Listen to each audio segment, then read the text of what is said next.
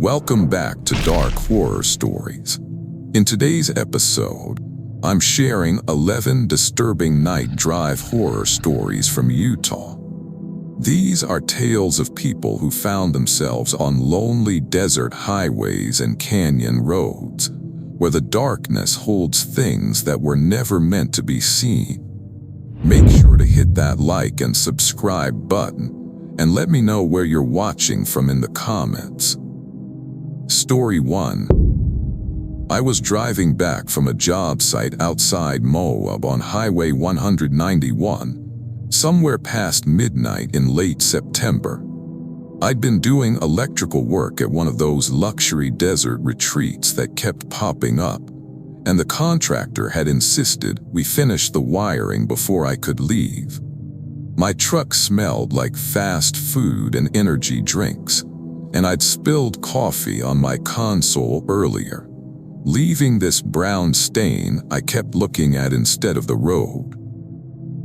The radio had gone to static about 20 miles back, just that low hiss that somehow made the silence feel heavier. The thing about that stretch of highway is how empty it gets once you're past the last gas station. No streetlights, no houses, just your headlights carving out this little bubble of reality in the absolute black.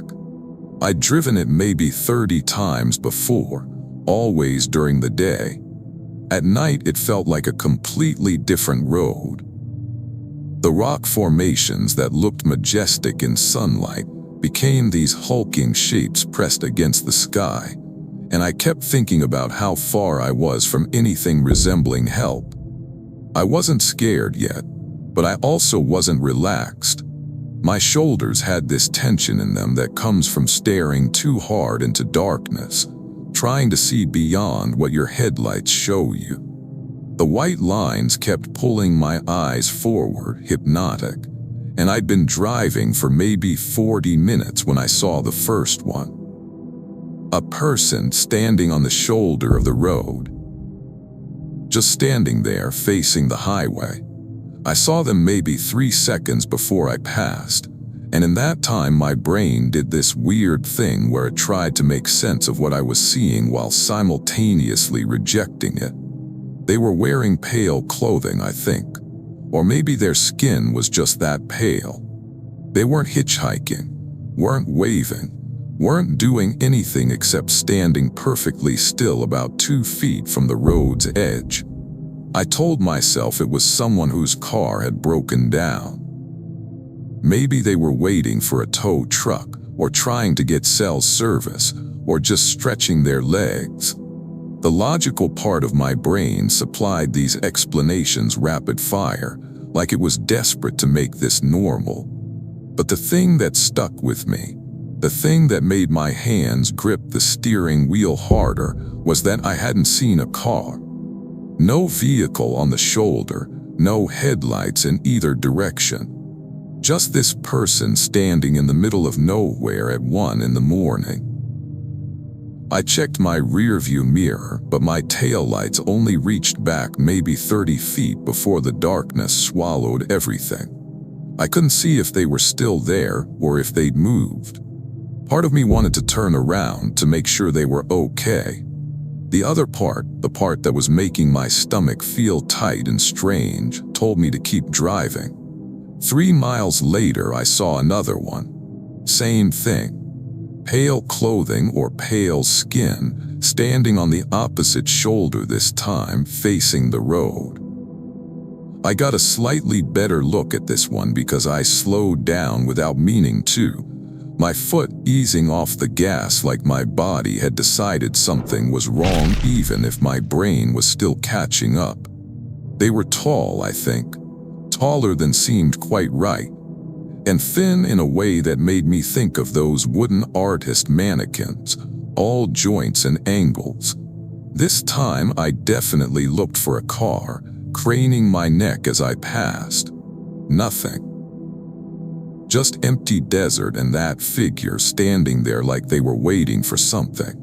My mouth had gone completely dry. I fumbled for my water bottle, took a drink that I barely tasted, and kept driving. The road stretched out in front of me and I found myself leaning forward, searching the darkness ahead, dreading what I knew I was going to see. Fourth figure half a mile later. Fifth figure maybe a mile after that. They were getting closer together. And each time I passed one, I had this overwhelming feeling that they were watching me, not turning their heads to follow my truck, just tracking me with whatever they had for eyes, marking my progress down this empty highway. I tried the radio again, desperate for any sound besides my own breathing and the truck's engine, but it was still just static. I thought about calling someone, but my phone showed no signal. Of course it didn't. The sixth figure was different. I almost missed the difference because I was so focused on just getting past it, but something made me glance in my side mirror after I'd passed. It had turned around. It was facing the direction I was driving now, like it was following my progress, like it knew where I was going. I pressed harder on the gas. The speedometer crept up to 70, then 75. I'd never driven this fast on this road at night, and part of me knew it was dangerous, that I could hit a deer or miss a curve, but I didn't care. I needed to get away from whatever this was. That's when I saw them in the road itself. 3 figures standing in my lane about 100 yards ahead, perfectly spaced across both lanes so I couldn't swerve around them. My headlights caught them full on, and I finally saw what they actually looked like. They were naked. That was the first thing my brain processed. Completely naked, but there was something wrong about their proportions. Arms too long, hanging down past their knees. Heads tilted at angles that made my vision swim, like they were looking at me, but their necks were rotating farther than human necks should go. And their skin, God, their skin was this pale gray-white that seemed to drink in my headlights instead of reflecting them. I slammed on the brakes and my truck fishtailed on the empty highway, tires screaming. I was going to hit them. There was no way to stop in time. I remember closing my eyes, bracing for impact, and then nothing. My truck stopped maybe 10 feet from where they'd been standing. I sat there, engine idling, heart hammering so hard I could feel it in my throat. The road ahead was empty, completely empty. They were just gone. I don't know how long I sat there. Could have been 30 seconds, could have been 5 minutes. My hands were shaking on the steering wheel, and I realized I was making this weird whimpering sound like a scared dog. I forced myself to breathe, to think. The road behind me was dark. The road ahead was dark. I was alone on an empty highway in the middle of the Utah desert, and I needed to move. I drove the remaining 40 miles to Blanding, doing 90 miles an hour, watching my rearview mirror more than the road ahead. I didn't see any more figures, but I also couldn't shake the feeling that something was pacing me, running alongside my truck just beyond the reach of my headlights, matching my speed perfectly. When I finally hit the outskirts of town and saw the first streetlight, I actually started crying. Not sobbing, just tears running down my face while I kept driving, desperate for more lights, more buildings, more signs of normal human civilization. I pulled into the first gas station I found, even though I didn't need gas. I just needed to be somewhere bright, somewhere with other people.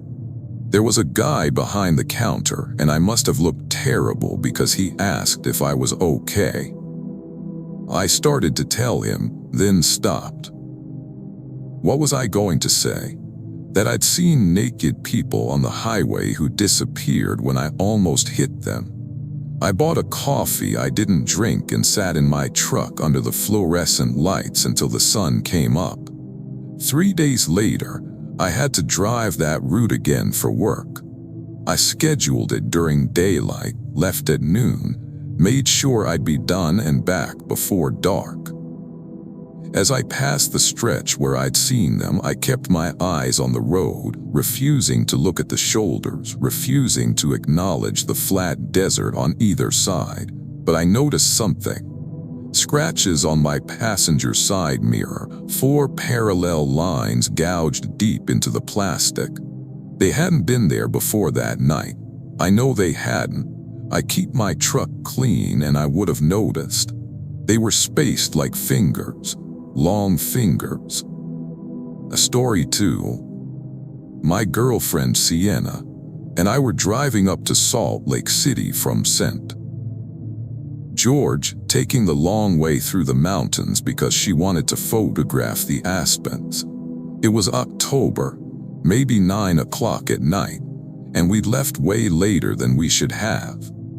I argued for staying over and leaving in the morning, but Sienna had an early shift at the hospital and insisted we could make it back. The mountain roads were winding and mostly empty, and our headlights kept catching the golden aspen leaves, making them look like they were glowing. We'd been driving for about an hour, making stupid jokes about true crime podcasts and how every horror movie starts exactly like this, when Sienna pointed out the window and said, "What's that?" I looked. Off to the right, maybe 50 yards from the road, there was a light. Not like a house light or a flashlight, but this pale blue glow that seemed to be hovering about 3 feet off the ground. It was moving slowly through the trees, parallel to the road, keeping pace with our car. "Probably someone camping," I said, though the light was wrong for a camping lantern. Too blue, too steady. And who would be walking through the forest at night like that? "Should we stop?"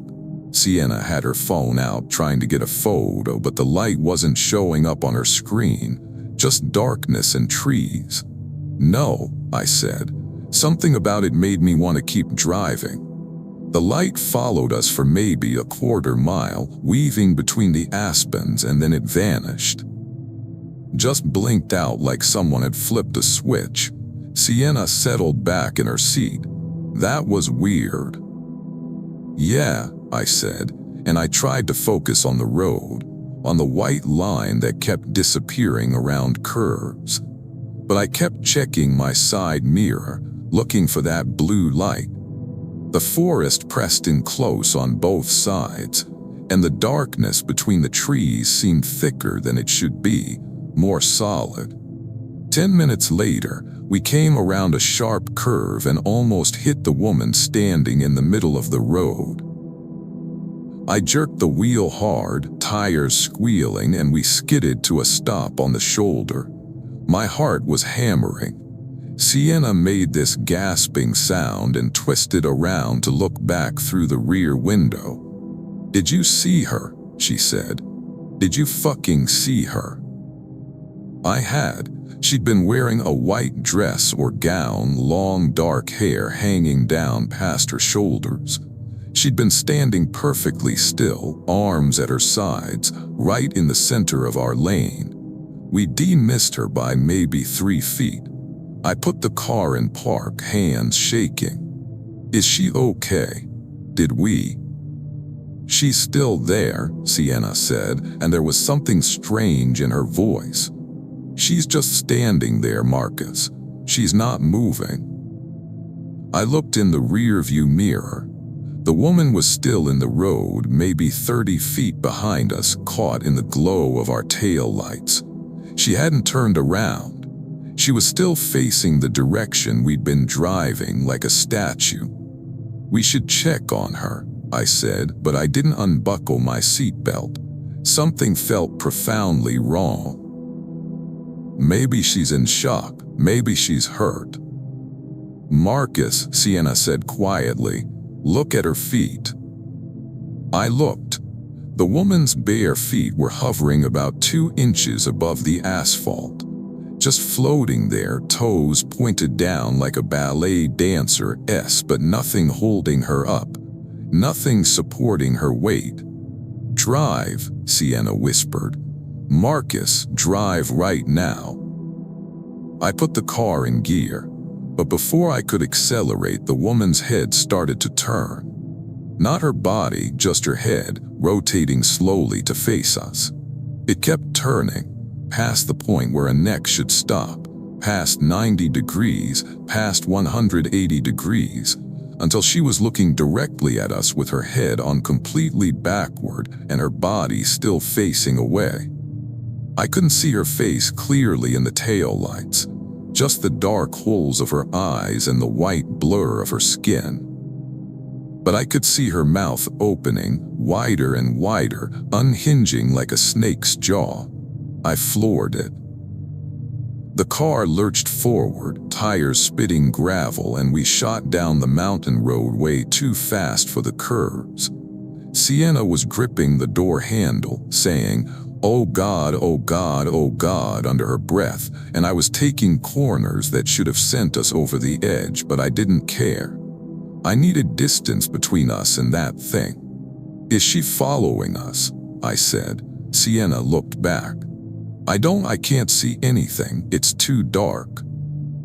We drove for maybe 5 miles without seeing another car, another light, anything. Just trees and darkness and winding road. My hands ached from gripping the steering wheel. Then Sienna made this small choking sound. "Marcus, the light."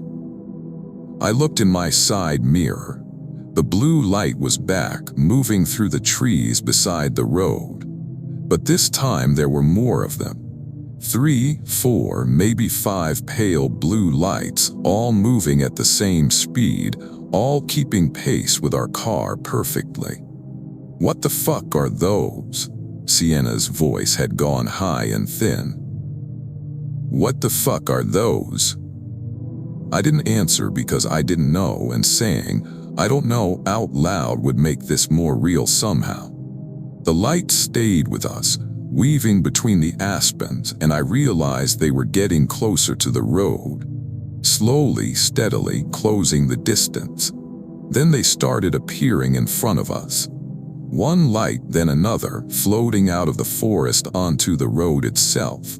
Not blocking our path, just standing there, hovering there on the shoulder or in the empty lane. We passed the first one doing maybe 70, and as we did, I saw that it wasn't a light source.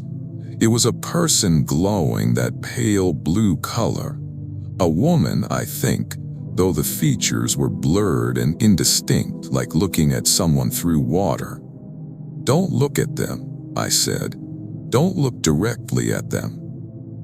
But I couldn't help it. Each one we passed, I got a glimpse. Some were facing the road, some were facing away.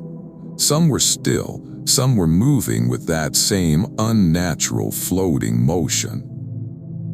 And all of them were glowing that cold blue light that made my eyes hurt. Sienna was crying, and I realized I was too, just tears running down my face while I drove. The lights kept multiplying. Dozens of them, hundreds maybe, lining both sides of the road like spectators at a parade, all of them watching us pass. And then we rounded a curve and suddenly they were all gone. The forest was just forest again, dark and empty. No lights, no figures, nothing. Just our headlights on wet asphalt and the white line leading forward. We didn't talk for the next 20 miles.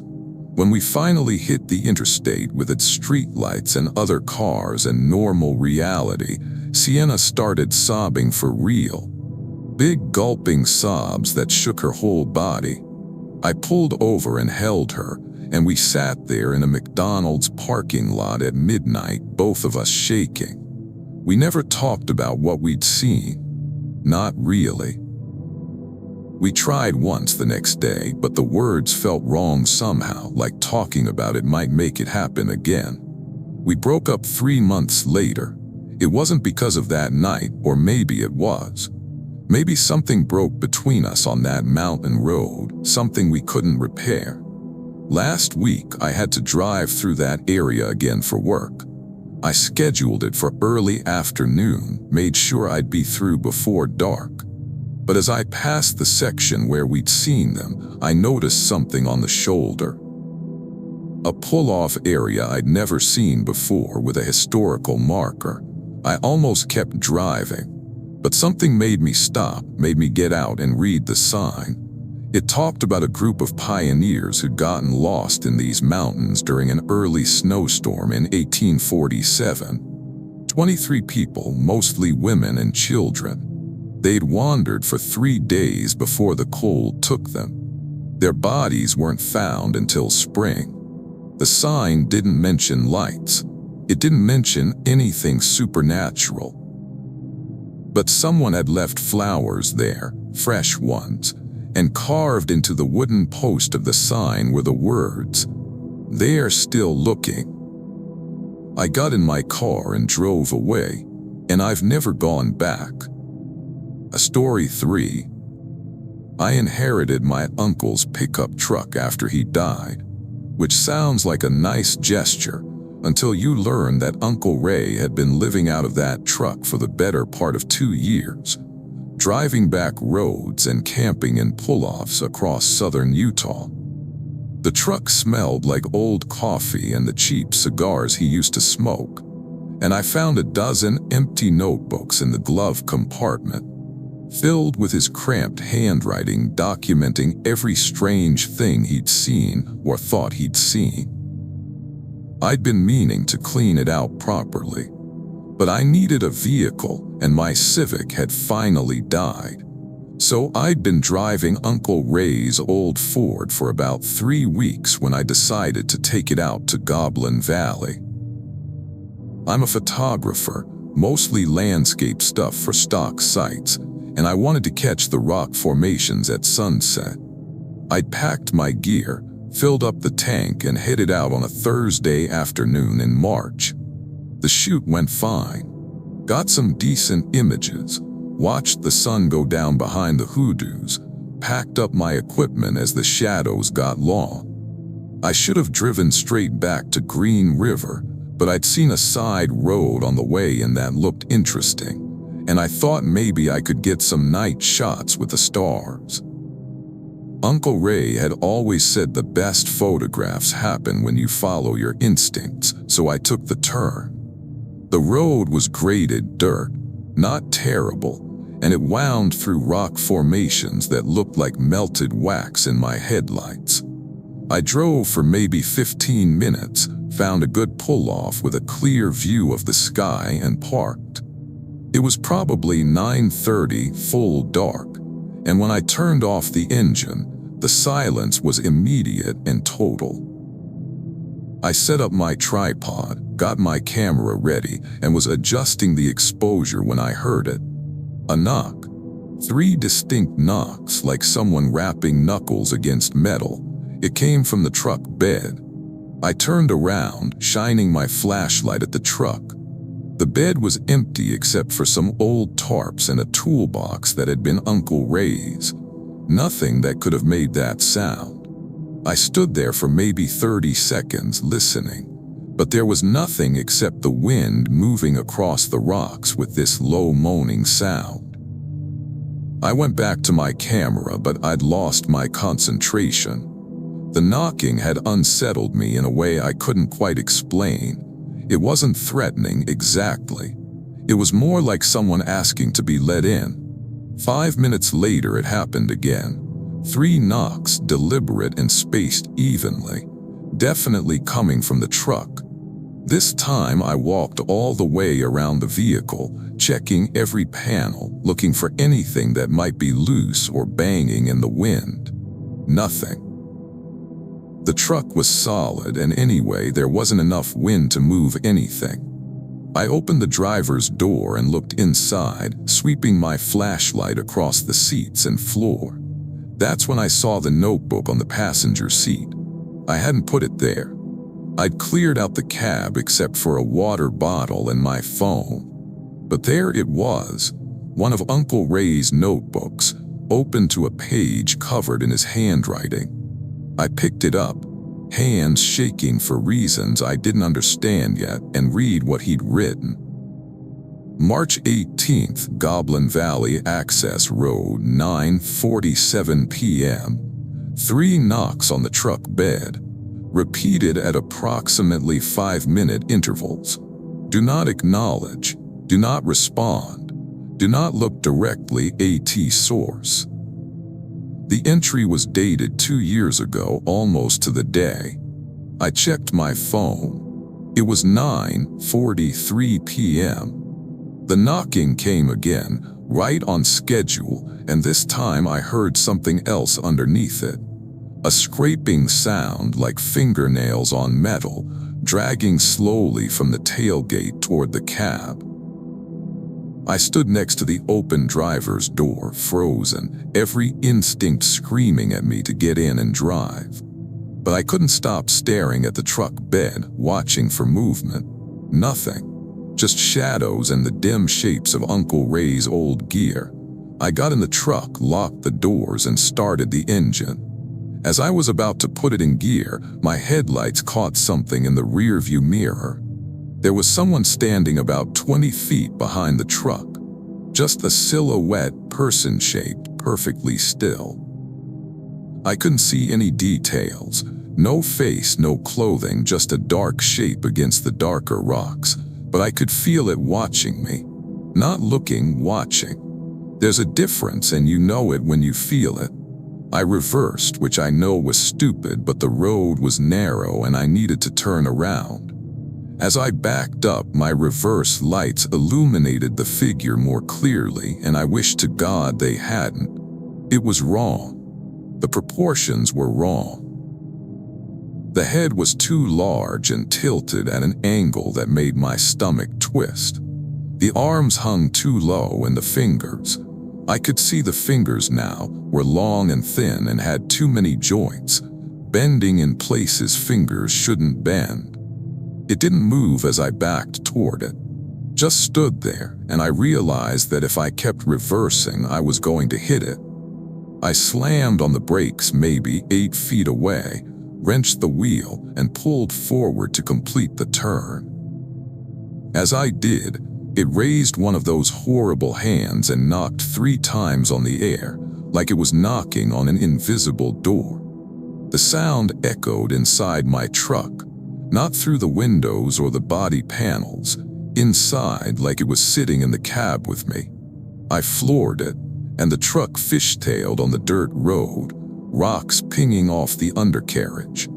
I didn't care about my camera equipment bouncing around in the back seat. I didn't care about anything except getting away from that thing. The dirt road seemed twice as long heading out, and every shadow looked like another figure, every rock formation like something crouching and waiting. I hit the paved road doing probably 50, way too fast for the turn, and I kept that speed all the way back to the highway. It wasn't until I saw other cars, other lights, that I finally slowed down. My hands were cramped from gripping the steering wheel, and my shirt was soaked with sweat despite the cool night air. When I got home, I went through all of Uncle Ray's notebooks. Most of the entries were normal wildlife sightings, notes about weather patterns, ideas for photographs. But scattered throughout were other entries like the one I'd found. Warnings about specific roads, specific times. Things he'd seen or heard that didn't make sense. Places he'd marked as no return in thick red pen. The Goblin Valley Access Road was in 3 different notebooks with the same warning each time: do not acknowledge. The last entry in his final notebook, written the week before he died, said, "I think I acknowledged something I shouldn't have. I think it followed me home." I sold the truck a month later.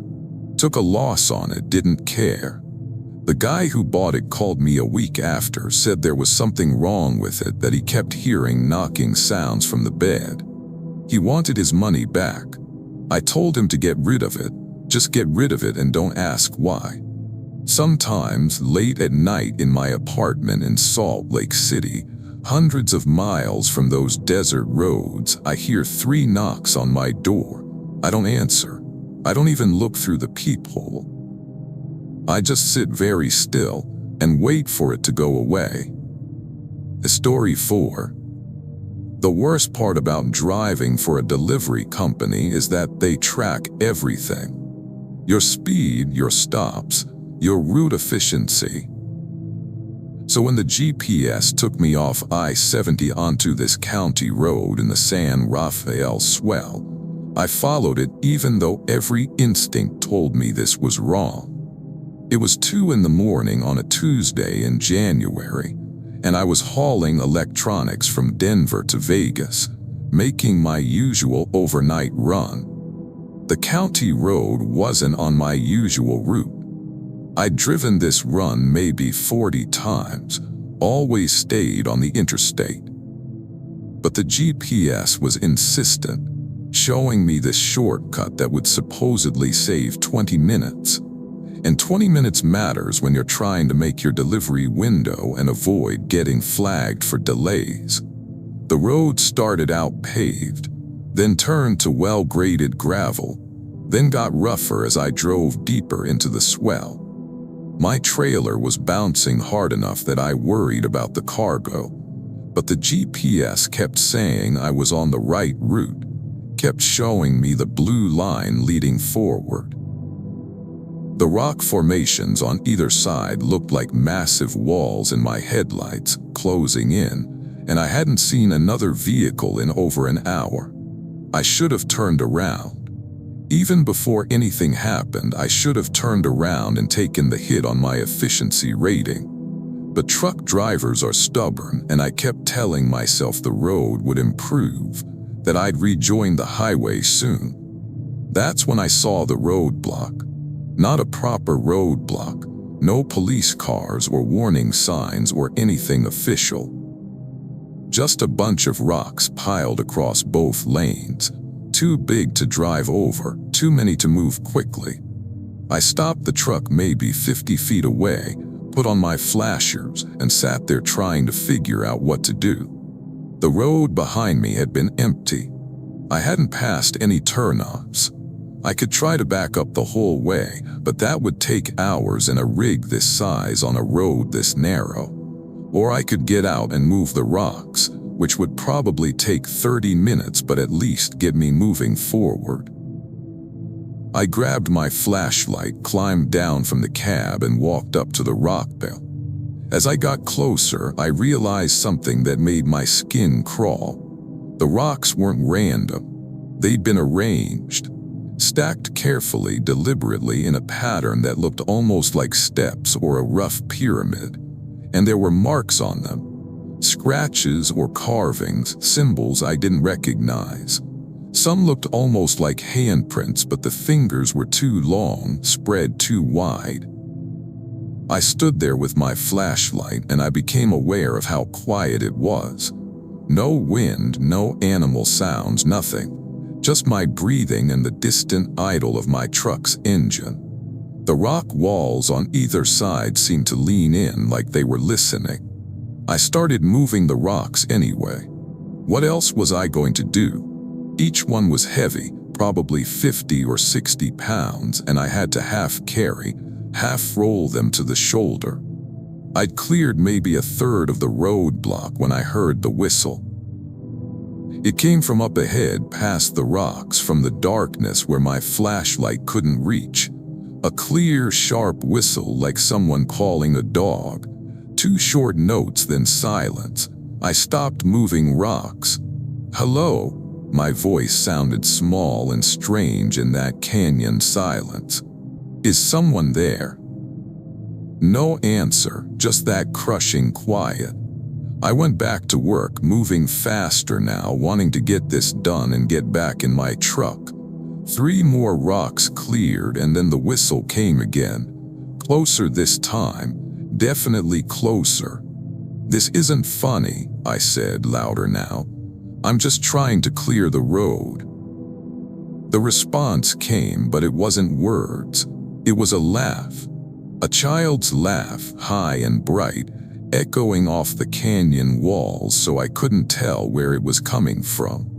It went on too long, longer than a laugh should last, and then it stopped abruptly, cut off like someone had pressed a mute button. I dropped the rock I was holding and backed toward my truck.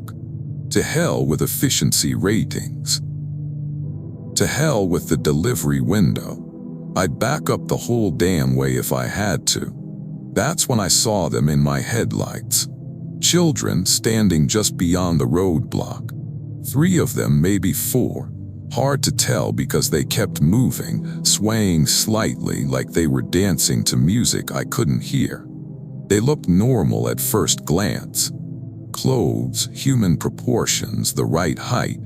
But something was off about the way they stood, the angle of their heads. And they were all completely still now, all facing me, all perfectly silent. "Hey," I said, trying to sound calm. "You kids okay?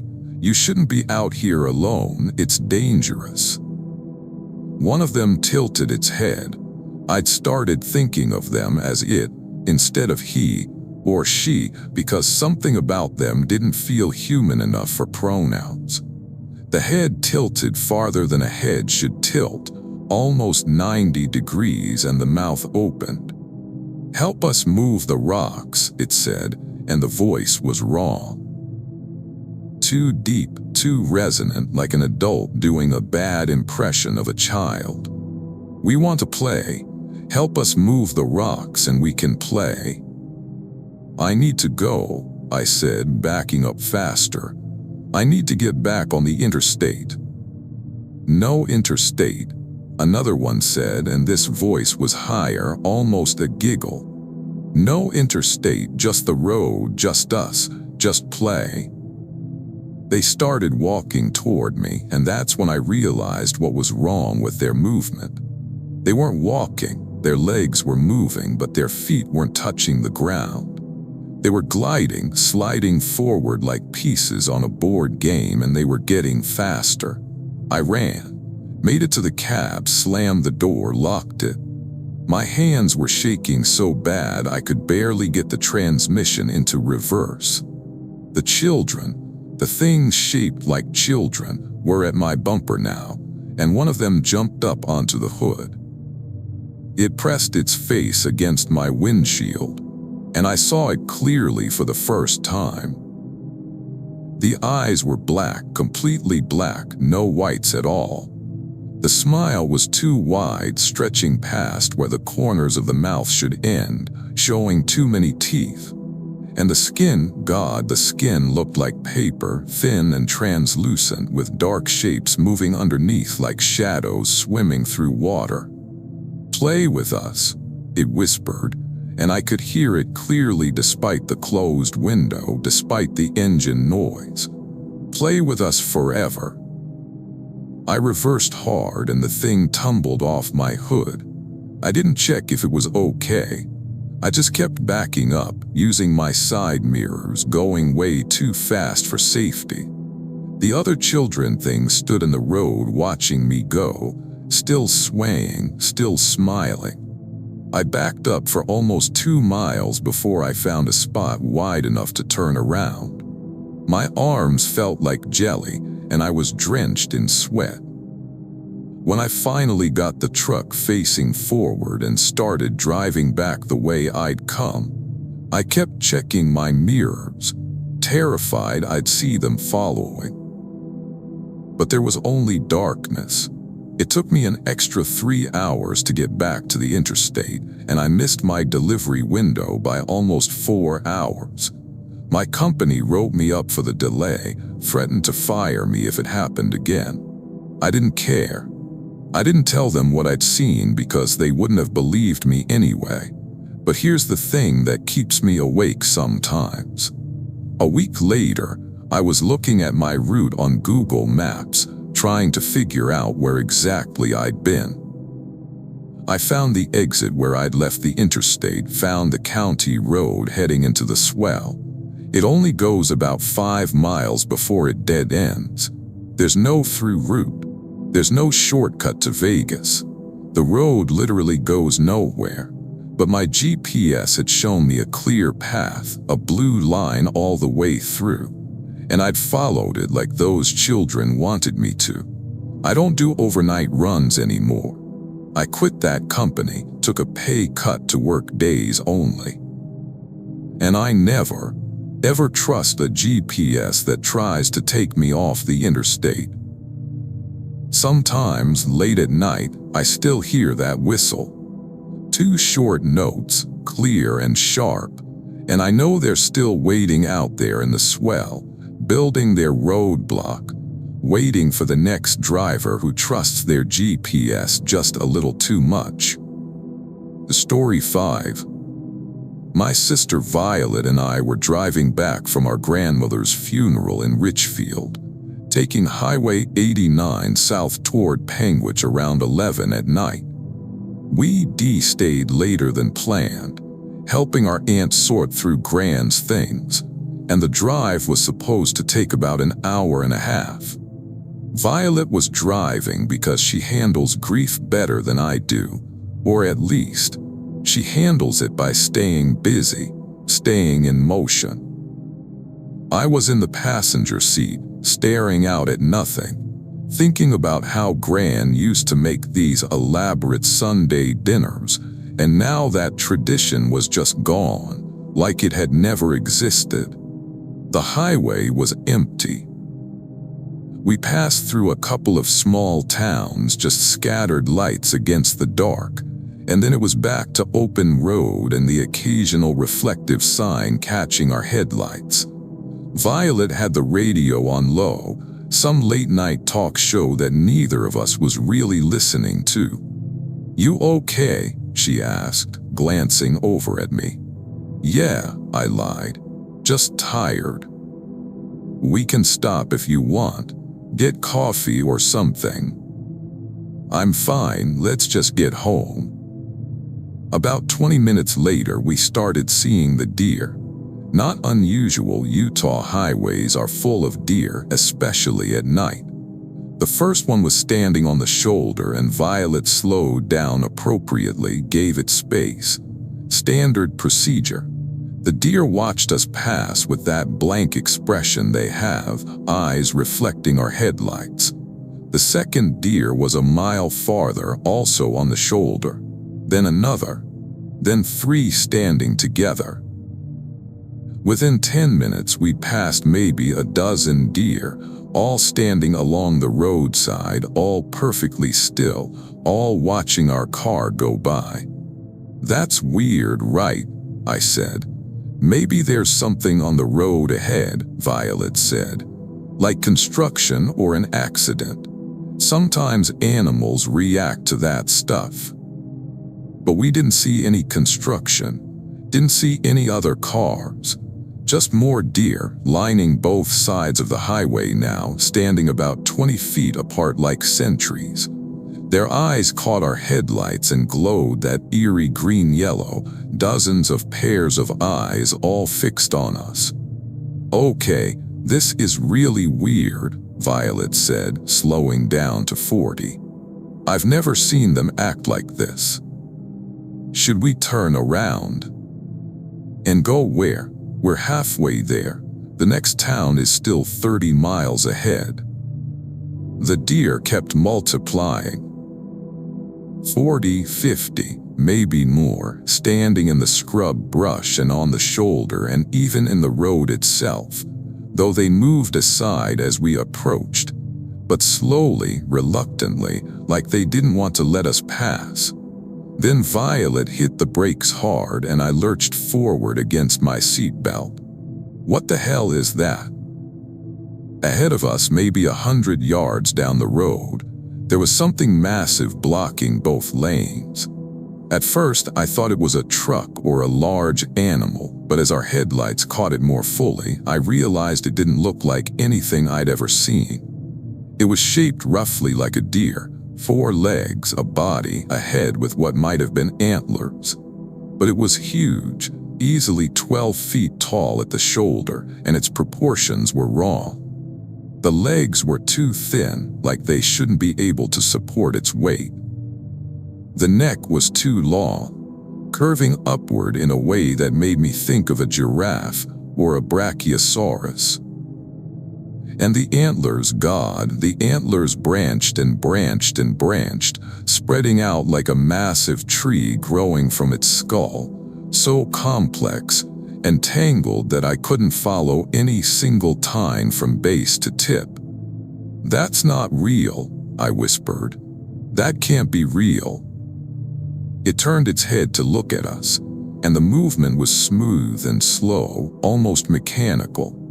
I couldn't see its eyes, just dark sockets where eyes should be, and its jaw hung open slightly, showing nothing inside, just blackness. The radio cut to static with a loud burst of noise that made us both jump. Violet grabbed my arm so hard it hurt, and we sat there frozen, while this impossible thing stood in the road ahead of us, and all those normal-sized deer stood watching from the sides. "Back up," I said. "Violet, back up right now." She put the car in reverse, but before she could move, the massive deer thing opened its mouth wider. Something came out, a sound, but not like any animal sound I'd ever heard. It was deep and resonant, like a bass note played on an organ, but it kept going, kept building, until I could feel it vibrating in my chest, in my bones, in my skull. The car's engine died, just stopped, along with the headlights and the radio and the dashboard lights. We were sitting in a dead car on a dark highway with that thing in front of us and dozens of watching deer all around. "Start it," I said, my voice coming out high and panicky. "Start the car, start the car." "I'm trying." Violet was turning the key frantically, but nothing happened. Not even a clicking sound, not even the attempt to turn over. Complete electrical failure. The deer thing started walking toward us. Each step seemed to take forever, those thin legs moving with a strange grace, and the antlers swayed and rattled with a sound like wind chimes made of bones. It got closer and closer, and I could see that its body was covered in something that might have been fur but looked more like moss or lichen, dark and textured and raw. Violet was crying, still trying to start the car, whispering "please, please, please" under her breath.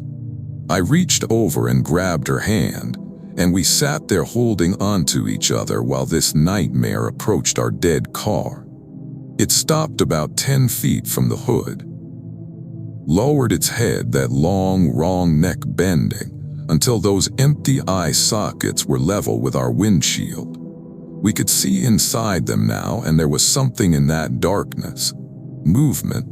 Shapes shifting and crawling over each other like the sockets were full of insects or worms or something that couldn't hold still. It breathed out, and its breath fogged the windshield. In the fog, I saw shapes appear. Not random condensation patterns, deliberate shapes. Symbols or letters or something in a language I didn't recognize, drawn by invisible fingers in the moisture. Then, as suddenly as it had appeared, the thing straightened up, turned, and walked off the road, moving back into the darkness beyond our dead headlights. The normal deer scattered as it passed, bounding away into the brush, and within seconds the highway was empty again. Our car started by itself. Engine roaring to life, headlights blazing, radio blaring that late-night talk show like nothing had happened.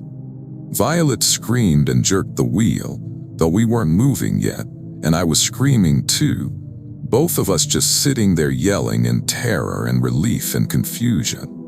When we finally got control of ourselves, Violet put the car in drive and we crawled forward at maybe 15 miles an hour, both of us scanning the darkness on either side, expecting to see it again. But there was nothing. Just empty highway and the normal desert landscape, and no deer at all. Not even one. We didn't talk for the rest of the drive. When we got to Panguitch, we went straight to my apartment, and Violet came inside even though she had her own place across town. We sat on my couch until sunrise, lights on, door locked, not sleeping. In the morning, I went out to look at her car. The windshield still had marks on the inside, faint streaks in the glass where those symbols had been drawn. They were etched in, like acid had burned them into the surface. Impossible, but there they were. Violet had the windshield replaced the next day. Told the shop she didn't know what had caused it, some kind of defect. But we both know what we saw. Last month, I was doing research for a geology class I'm taking, looking at topographic maps of that highway section. There's something odd about the area where we saw that thing. All the maps from different years show the same spot marked with a tiny symbol. Looks like a deer with elaborate antlers. It's on maps going back to the 1960s, always in that exact spot. I asked the geology professor about it and he looked at me strangely. Said it was probably just a map marker for a historical site or a landmark. But when I pressed him, asked what specifically it marked, he said he didn't know and suggested I focus on my coursework instead. Violet won't drive that highway anymore. Neither will I. We take the long way around, even though it adds hours to the trip. Because some shortcuts aren't worth it. And sometimes, late at night when I'm trying to sleep, I can still feel that vibration in my chest. That deep, wrong sound that came from inside that thing. Like it's still calling, still waiting out there on that dark highway. Still hungry for whatever it wanted from us. Story 6. I'd been driving for 12 straight hours, trying to get from Albuquerque to Boise, and I knew I should stop for the night, but I was so close to making it all in one push that I kept going. It was maybe 3 in the morning, somewhere on I-84 just past the Utah-Idaho border, and I was running on coffee and stubbornness.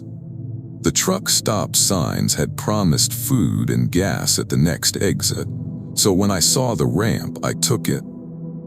The buildings at the bottom looked old and dim, one of those places where half the lights are out and the pavement is cracked. But I needed to use the bathroom and stretch my legs and maybe get some food that wasn't from a vending machine.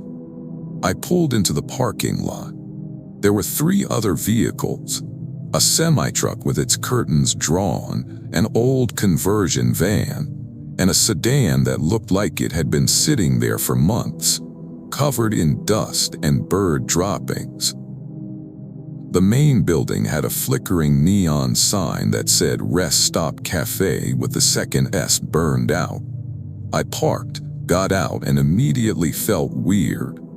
The air was wrong somehow, too still, too quiet, even for 3 in the morning. There were lights on inside the cafe, but I couldn't see anyone moving around. The bathroom was in a separate cinder block building, and I headed there first, my footsteps echoing loud in the silence. The bathroom was exactly as disgusting as you'd expect from an old truck stop, but while I was washing my hands, I noticed something scratched into the metal of the paper towel dispenser. Just 2 words, carved deep and deliberate. Don't stay. I stood there looking at it, water dripping off my hands, and I felt this prickle run up my spine. Probably just some trucker's idea of a joke, or a warning about the food quality. But something about those words, about the way they were carved so forcefully into the metal, made me uneasy. When I came back out, there was someone standing next to my car. He was tall, maybe 6'4", wearing a black jacket and jeans. His back was to me, and he was just standing there looking at my car like he was inspecting it. As I walked closer, I cleared my throat. "Can I help you?" He didn't turn around, didn't acknowledge me at all, just kept staring at my passenger side window. "Hey," I said louder now, "that's my car." Still nothing. I was about 15 feet away now, and I could see his reflection in my car window, or I could see where his reflection should be. The window showed the parking lot, the other vehicles, the cafe, but no reflection of the man standing right in front of it. I stopped walking. Every rational part of my brain was trying to come up with an explanation. Angle of the light, weird glass. Maybe I was just exhausted and seeing things wrong. But I knew what I was seeing, or not seeing.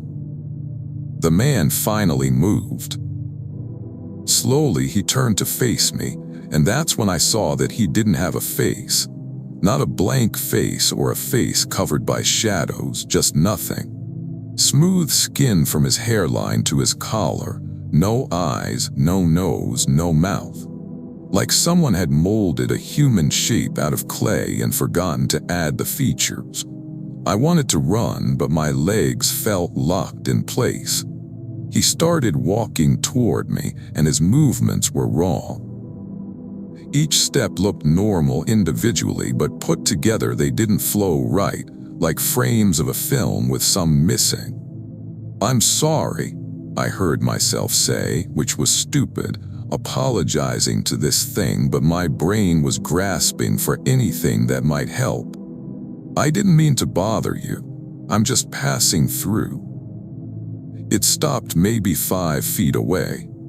I could hear it breathing now, or something like breathing, this wet rhythmic sound that shouldn't have been possible without a mouth or nose. And I could smell it, this overwhelming odor of gasoline and something rotting, something dead. Then it raised one hand and pointed past me toward the cafe. I didn't want to look away from it, but I couldn't help it. I glanced over my shoulder at the cafe, and through the windows I could see people inside now. 6 or 7 of them sitting at tables and the counter, all perfectly still. All facing the windows, all faceless. When I looked back, the man was gone. Just gone, like he'd never been there at all. My car was exactly as I'd left it, keys still in my hand, driver's door unlocked. The parking lot was empty and silent. I got in my car so fast I barely remember doing it. Started the engine, hands shaking, and as I was about to pull out, I saw something tucked under my windshield wiper. A piece of paper, old and yellowed, folded once. I shouldn't have taken it. Every instinct told me to just drive away and forget this place. But I grabbed it, and even as I was unfolding it, part of me knew I wouldn't like what I found. It was a photograph, black and white, grainy like it had been printed decades ago. It showed the cafe parking lot, same layout, same buildings. And standing in a group in front of the cafe were 8 or 9 people, all facing the camera, all without faces. My car was in the photograph. My exact car, same color, same model, parked in the same spot where I just left it, which was impossible because the photo was old, from the 70s or 80s based on the other vehicles visible in the shot. I dropped the photo and floored it. Didn't matter that I was running on fumes, didn't matter that I was exhausted. I drove for the next 40 miles without stopping, watching my rearview mirror the whole time, expecting to see headlights following me or that faceless man standing in the road. When I finally found another truck stop, a bright, modern one with lots of lights and other travelers, I pulled in and sat in my car for 20 minutes, just shaking. The sun was starting to come up by then, and normal morning light had never looked so beautiful. I told myself it was exhaustion, that I'd hallucinated the whole thing, that the photo had been some kind of elaborate prank or something I'd imagined. But when I got home 3 days later, I looked up that rest stop online. It's still there on maps, still listed as open. But every review is strange. Vague warnings. People saying they didn't feel right there or that they won't go back. One review just said "closed" over and over 30 times, like someone had been typing it compulsively. And I found a thread on a trucker forum where someone had posted about the same place. He'd taken a photo of the cafe sign, and in the background of his photo, visible through the windows, were people sitting inside. The photo was taken at 4 a.m.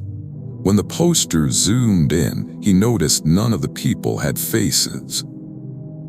He'd commented, "Looked at the photo later and my hands were shaking so bad I dropped my phone. I was there. I was inside that building. I used the bathroom. How did I not see them?" I haven't driven that route since.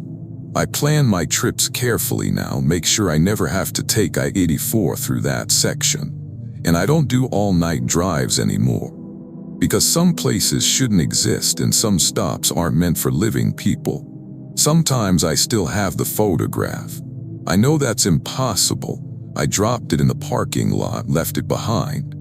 But 3 times now I've found it in my car, folded and tucked in the sun visor or in the glove compartment or slipped between the seats. And each time there are more cars in the photo. More cars and more faceless people standing in the parking lot waiting. Story 7. My boyfriend Nathan and I had gotten into a stupid fight about something I can't even remember now, and I'd driven off angry, heading nowhere in particular, just needing to cool down. I ended up on Highway 6 heading east from Santa Quin, and by the time I'd calmed down enough to think straight, it was past midnight and I was somewhere in the middle of Spanish Fork Canyon with no cell service and a gas tank sitting at a quarter full. Smart, right? Really demonstrated my maturity and decision-making skills. I decided to turn around at the next pull-off, head back, apologize to Nathan, and generally act like a functional adult. The road was winding through the canyon with walls of rock on either side, and my headlights kept catching those small yellow signs warning of falling rocks and steep grades. The pull-off appeared on my right, just a small gravel area with enough room for a couple cars. I slowed down, signaled, even though there was nobody behind me, and started to turn in. That's when I saw the car already parked there. It was an older sedan, maybe from the 90s, dark blue or black. Hard to tell in the bad light. The driver's side door was open and the interior light was on, but I didn't see anyone inside or nearby. The smart thing would have been to keep driving, but I hesitated. What if someone had broken down and needed help? What if they'd wandered off and gotten lost in the dark? I pulled in and parked a few yards away from the sedan, leaving my engine running and my doors locked. I sat there for a minute, looking at the open door and the empty car, trying to decide if I was going to get involved or just leave.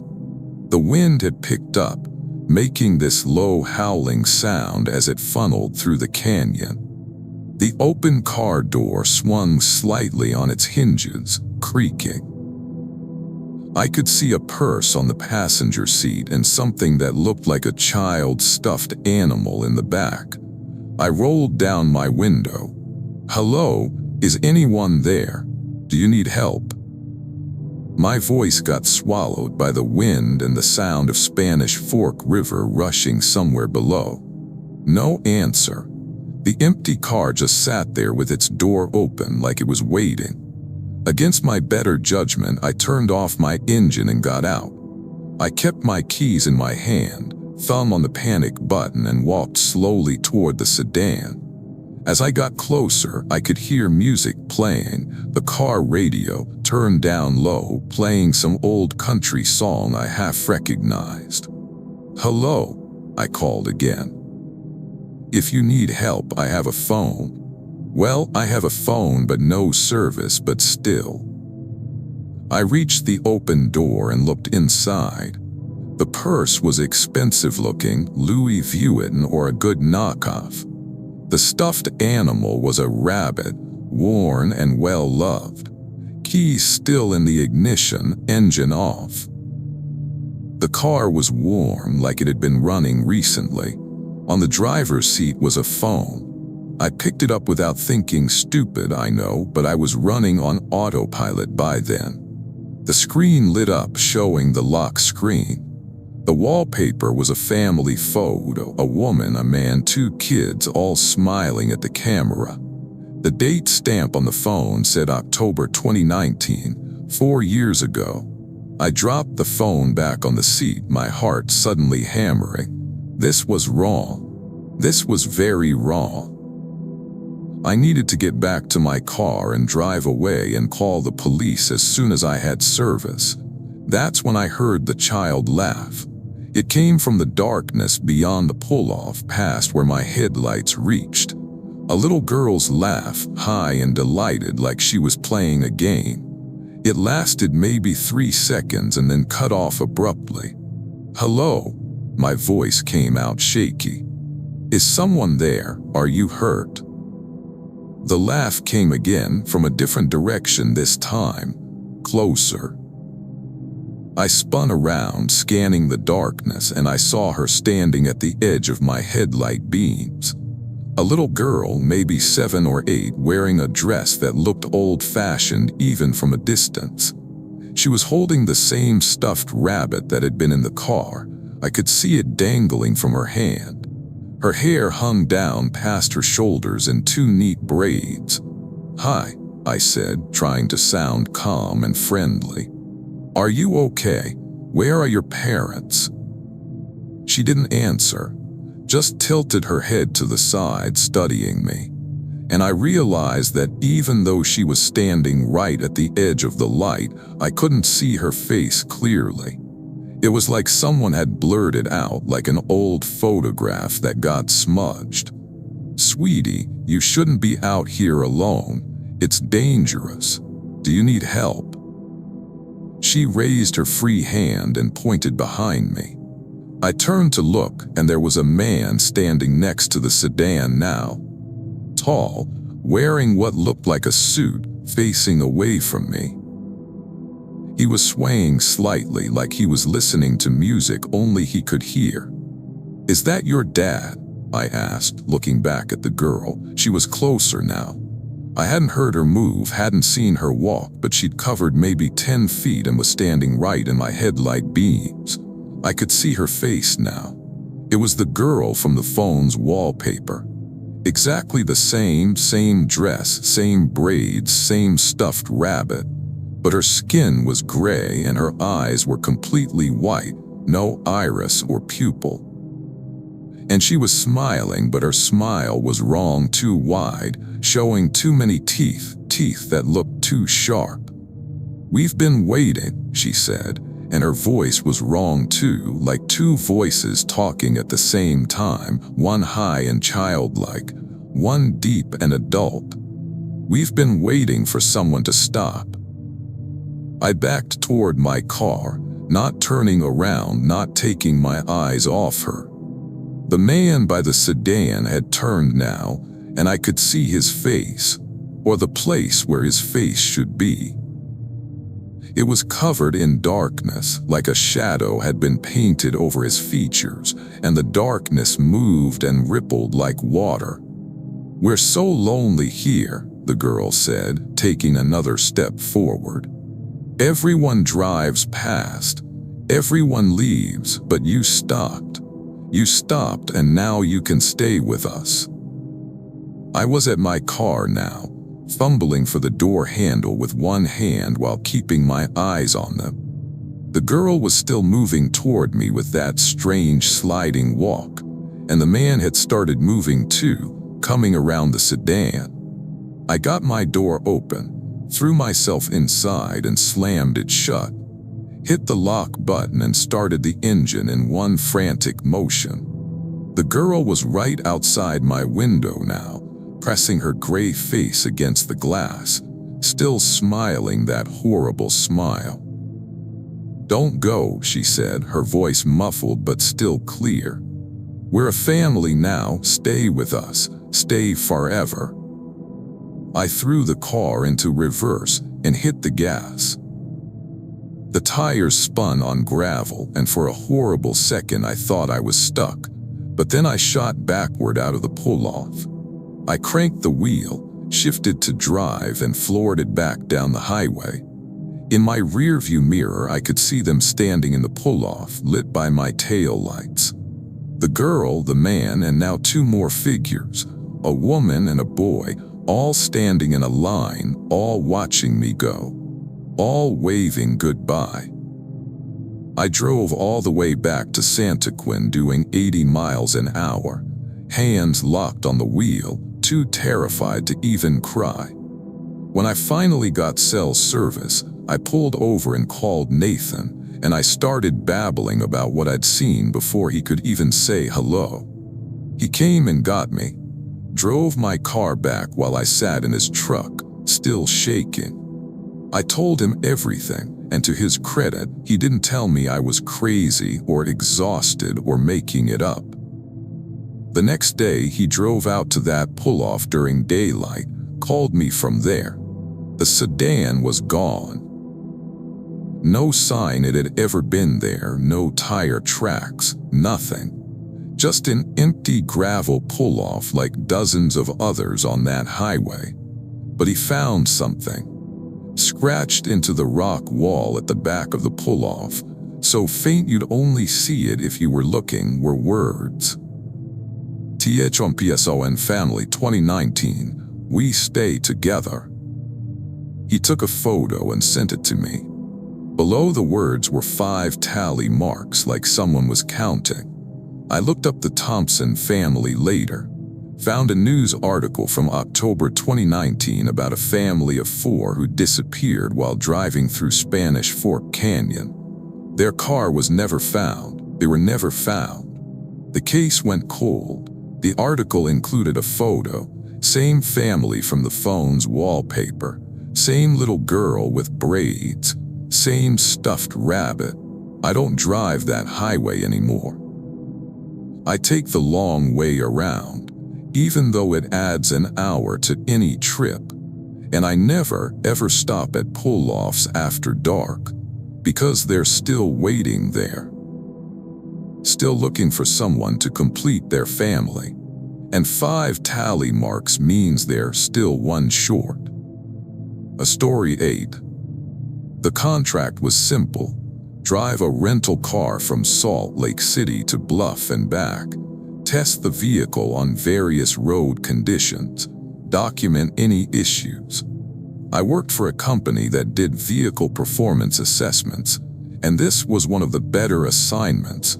3 days, decent per diem, beautiful scenery. I'd done dozens of these trips without incident.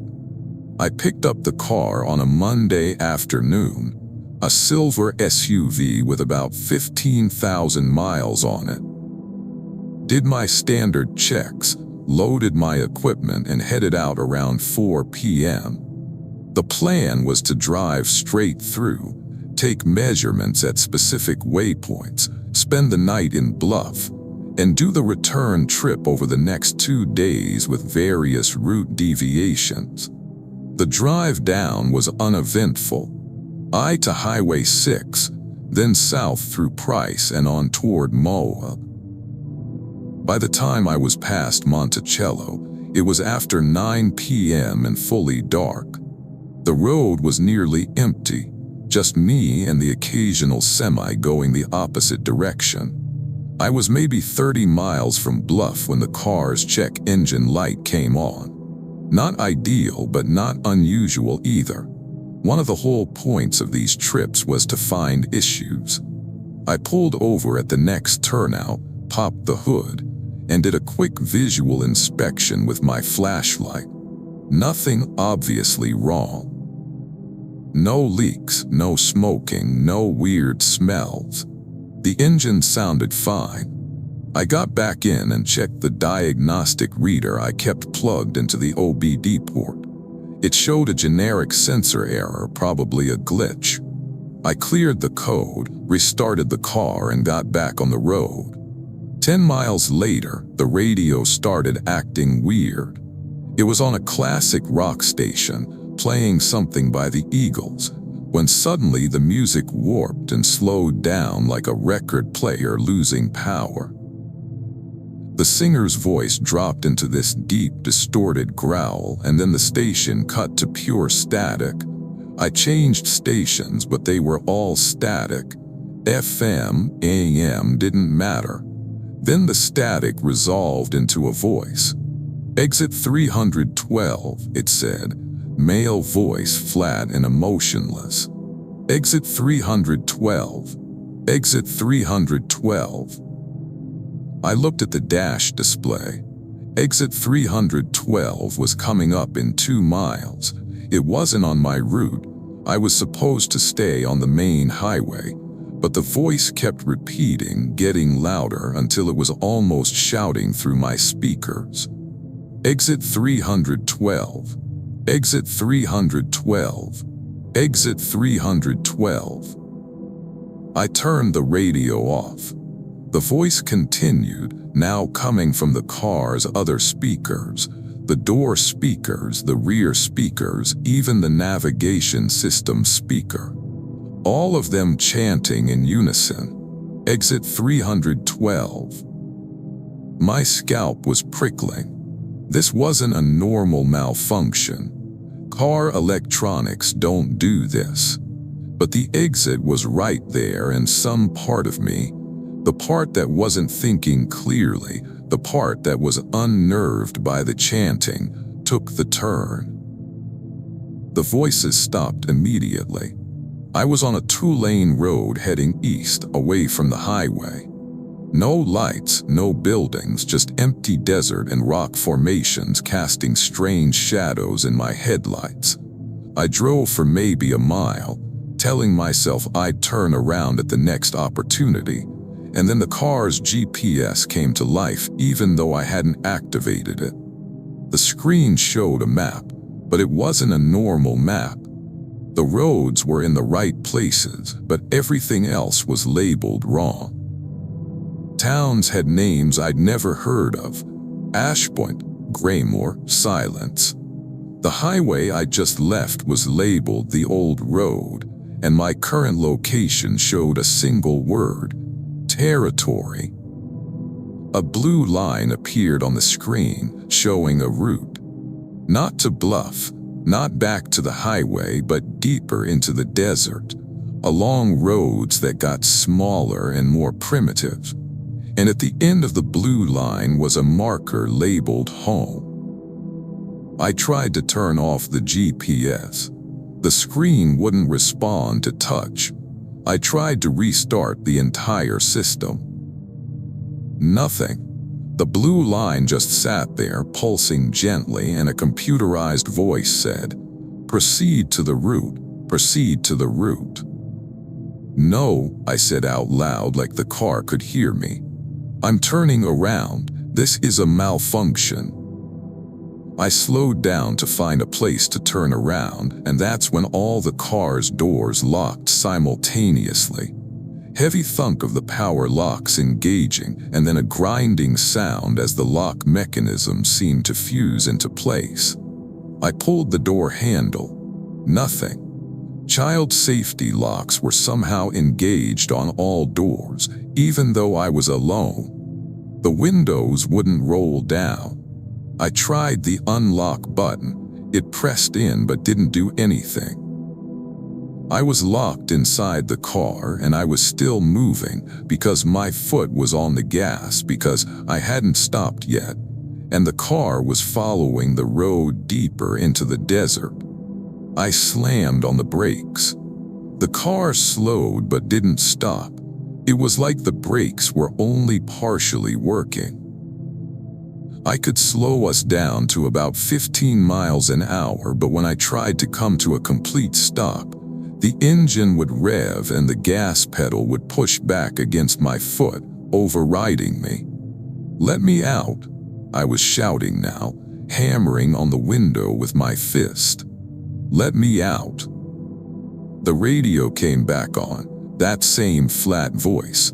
"You're almost home. Please remain calm. You're almost home." The road turned to dirt. My headlights showed nothing ahead but more empty desert, more rock formations, and now I could see shapes moving in the darkness beyond the headlight beams. Things that might have been animals or people or neither. The GPS showed I was getting closer to the home marker, half a mile away, quarter mile. The shapes in the darkness were getting closer too, pacing the car, and I could hear sounds over the engine noise. Scratching, scraping, something dragging against the car's exterior. I thought about my phone. I grabbed it from the cup holder, but there was no signal. The screen showed a message I'd never seen before. "Welcome home." The car turned without my input, steering wheel moving on its own while I grabbed it uselessly. We were heading toward a structure I could now see in my headlights. A building, or what was left of one. Walls of stacked stone with empty window frames like eye sockets. "Please exit the vehicle," the GPS voice said. "You have arrived home." The car stopped. Engine still running, but we were stationary now about 20 feet from the ruined building. The doors unlocked with that same heavy thunk, and the driver's door swung open on its own, interior light clicking on. I sat there, frozen. Every instinct screamed not to get out, not to approach that building. But I also couldn't stay in the car.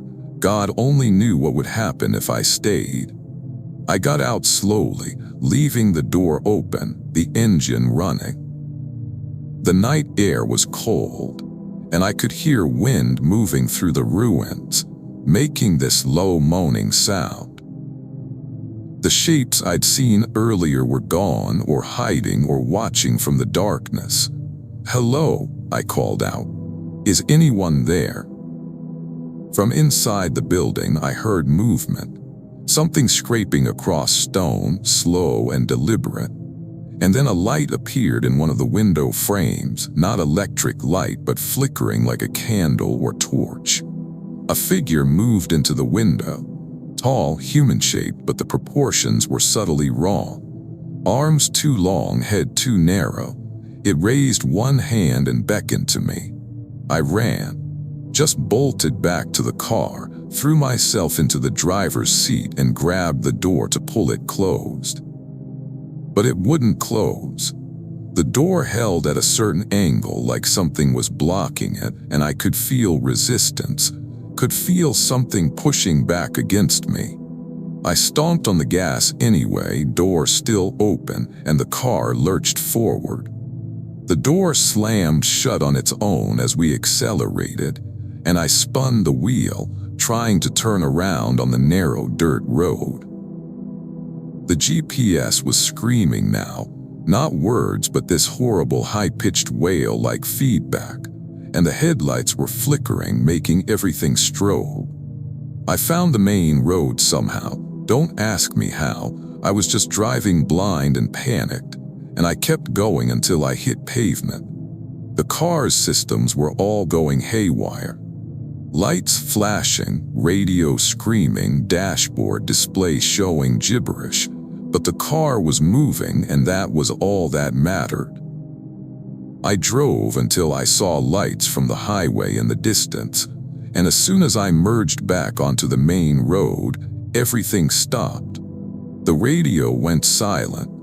The GPS showed a normal map.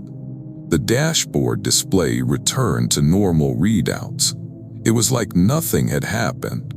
I drove the rest of the way to Bluff and parked outside a 24-hour gas station, sat there under the fluorescent lights until sunrise. When I finally got up the courage to inspect the car, I found scratches along both sides, deep gouges in the paint, running from the front doors all the way to the rear bumper. They looked like they'd been made by fingernails. Long fingernails dragging along the metal. I called my company, told them there was a major malfunction, and that I was driving straight back to Salt Lake City. I didn't tell them about the voices or the locked doors or the ruined building. Just said the car was unsafe. They took it out of service immediately when they saw the scratches. Couldn't explain them. The diagnostic readers showed dozens of error codes from that night, system failures that shouldn't be possible, all occurring between 9:47 p.m. and 10:23 p.m. Exit 312 exists, I've checked. But the road I turned onto isn't on any map. I've looked at satellite imagery and there's nothing there, just empty desert where that road should be. I don't do these trips anymore. Found a desk job, even though it pays less. Because I know what happened that night, even if I can't prove it. That car was trying to take me somewhere. Somewhere that's not on normal maps. Somewhere that uses cars and GPS and modern technology to lure people in. And whatever was in that ruined building is still waiting for the next driver who takes the wrong exit, follows the wrong voice, and drives just a little too far into the dark. Story 9. I picked up my friend's daughter Angela from a concert in Provo on a Friday night, doing her parents a favor since they were out of town. Angela was 17, full of that teenage energy, talking non-stop about the show, the bands, her friends. I was happy to help out. I'd known their family since Angela was in elementary school, and it was just an hour drive back to their place in Orem. We left the venue around 10:30, later than I'd hoped because the show had run long. Angela was in the passenger seat, still scrolling through photos on her phone when she suddenly said, "Can we take the Canyon Road? I want to show you something." The Canyon Road meant going up Provo Canyon instead of the direct route. It would add maybe 15 minutes, but it was a nice drive and I didn't mind. "Sure," I said. "What do you want to show me?" "There's this pull-off where you can see the whole valley at night. My friend posted pictures and it looks amazing." We headed up the canyon following the river, Angela giving directions from her phone. The road climbed and curved and there weren't many other cars.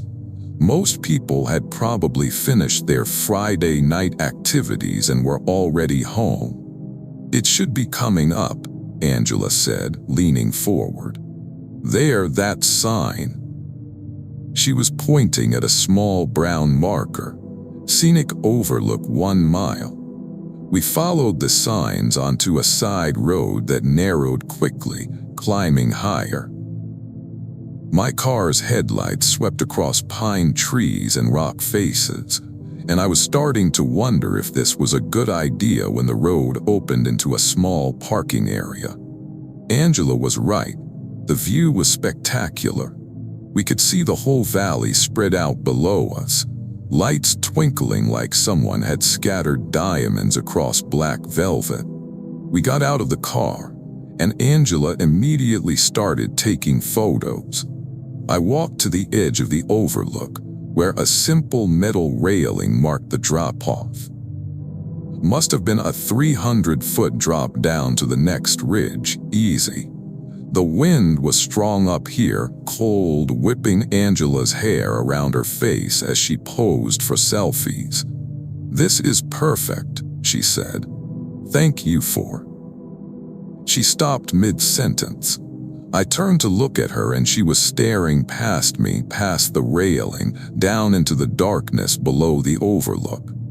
"Do you see that?" she whispered. I followed her gaze. At first, I didn't see anything except darkness and vague shapes that might have been trees or rocks. Then I saw the lights. 3 small lights, orange-yellow like candles, moving slowly up the mountainside toward us. They bobbed and swayed as they climbed, and I realized they were following the same path the road had taken, winding back and forth across the slope. "Hikers," I suggested, though I didn't really believe it. "Who hikes at night without proper lights?" "They're moving wrong," Angela said, and she was right. The lights weren't moving at a walking pace. They were faster, gliding like someone on a skateboard or skis. But the terrain was too steep and too rough for that. We watched them climb, and as they got closer, I could see there were people carrying the lights, or things shaped like people. They were tall and thin, silhouetted against their own lights, and they moved with this swaying, rhythmic motion that made me think of kelp moving in ocean currents. "We should go," I said quietly. Angela didn't argue. We got back in the car quickly, and I started the engine, but before I could put it in reverse, Angela grabbed my arm. "There's one in the road." I looked. She was right. One of the figures was standing about 20 feet in front of my car, blocking the way back down. It was holding its light up high, not a candle after all, but something that looked like a glass jar with something glowing inside. And I could see its face now in the reflected glow. It had eyes. Too many eyes. Not arranged like human eyes, but scattered across its face randomly, some large, some small, all blinking independently. And its mouth was vertical, running from forehead to chin, closed now but showing the seam of thin lips. Angela made a small sound, like a whimper, and clutched my arm tighter. "Reverse around it," she whispered. I looked in the rearview mirror. The other 2 figures had reached the parking area and were standing behind my car now, blocking that direction. We were trapped on this overlook with these things, and they were just standing there, watching us with their multiple eyes swaying in the wind. The one in front started walking toward us. Its light illuminated the ground as it came, and I could see its feet, bare if you could call them feet, looking more like hands with too many fingers, pressing flat against the asphalt. "Lock the doors," I said, though they were already locked. "Don't open the windows. Don't." The figure reached my hood, placed its free hand on the metal, and I heard a sizzling sound. It was hot. Whatever was touching my car was hot enough to burn paint, and I could see smoke rising. Its many eyes focused on me, all of them at once, and its vertical mouth opened. Inside was light, that same orange-yellow glow, like there was fire burning in its throat. It spoke, and its voice sounded like wind through a narrow canyon, hollow and echoing. "Join us, join the watching. The valley needs watchers." "No," I said, though my voice came out weak. "No, we're leaving. You saw us, you looked, now you must watch." The other 2 had moved to either side of the car, and they were doing the same thing, placing their burning hands on the roof, the trunk leaving scorch marks on the paint. The car was getting warm inside, the temperature rising, and I could smell burning plastic. Angela was crying silently, still gripping my arm, and I knew I had to do something. Couldn't just sit here and wait for them to burn through the car's frame. I revved the engine loud, and the figure in front tilted its head curiously. All its eyes blinked at once, a wave of closing and opening, and it stepped aside slightly. I took the chance, floored the gas and aimed for the gap, scraping past the figure so close I could see the details of its skin, gray and rough, like tree bark, with more eyes embedded in its arms and chest. We hit the main road hard, tires squealing, and I kept the accelerator down even as we careened around the curves going way too fast. I checked the rearview mirror. All three figures were standing in the parking area, their lights held high, and they were getting smaller as we descended. But they weren't following. They were just watching, always watching. I drove us straight to Angela's house, breaking maybe a dozen traffic laws on the way. Her parents weren't back yet, so I waited with her, both of us sitting on the couch not talking, just being in light and safety and normalcy until her parents' car pulled into the driveway at 1 a.m. I didn't tell them what happened, didn't know how. Angela and I agreed to say the concert ran late and we stopped for food. A simple, boring explanation that didn't involve things with too many eyes and burning hands. But I saw the damage to my car the next morning. Handprints burned into the paint on the hood, the roof, the trunk. The metal underneath was warped from heat, and my insurance adjuster looked at it with complete confusion. "What could cause this?" he asked. "Did you drive through a chemical fire or something?" I told him I didn't know. He filed it as vandalism, which I guess it was in a sense. Angela and I don't talk about that night. We've seen each other at family gatherings since then, and there's this understanding between us, this shared knowledge that we both wish we didn't have. Last week, she sent me a text message. Just a link, no words. I clicked it, and it took me to a news article about hikers disappearing in Provo Canyon. 3 people in the last 6 months, all vanished without a trace from different trails and overlooks.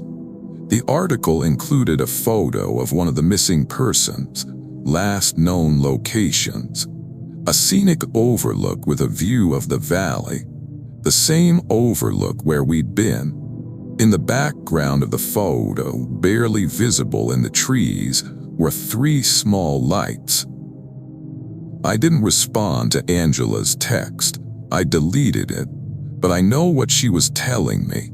They're still up there, still watching, still waiting for people who look, who see, who stop at the wrong overlook at the wrong time. And sometimes the watchers need new recruits to join their vigil. Story 10. The Uber request came in at 2:47 a.m., which should have been my first warning. I'd been driving for 6 hours already, working the late shift because the money was better, and I was getting ready to call it a night when the ping came through. Pick-up in Tooele, drop-off in Salt Lake City. Easy 40-minute drive, decent fare. The pickup location was a residential street, dark and quiet. I pulled up to the address and waited, watching a house with no lights on, no signs of movement. After 2 minutes, my app said the passenger was approaching, and I saw someone walking down the driveway.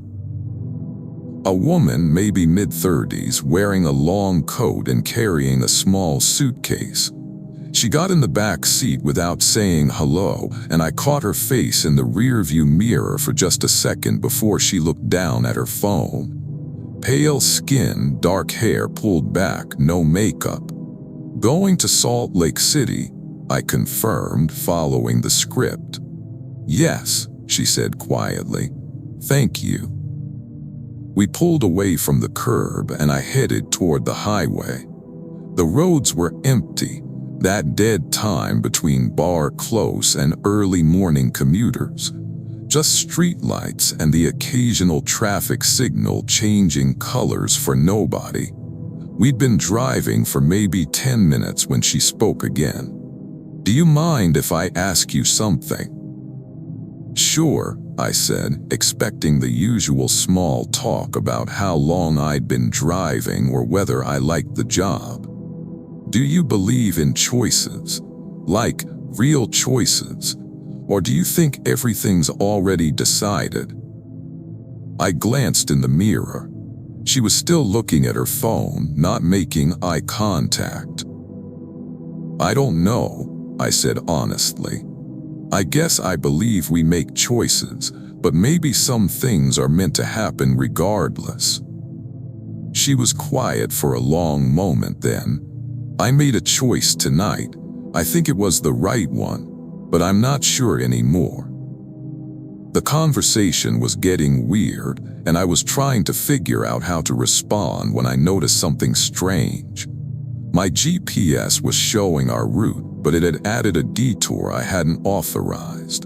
Instead of staying on the highway all the way to Salt Lake City, it wanted me to exit in 15 miles and take a county road loop that would add 30 minutes to the drive.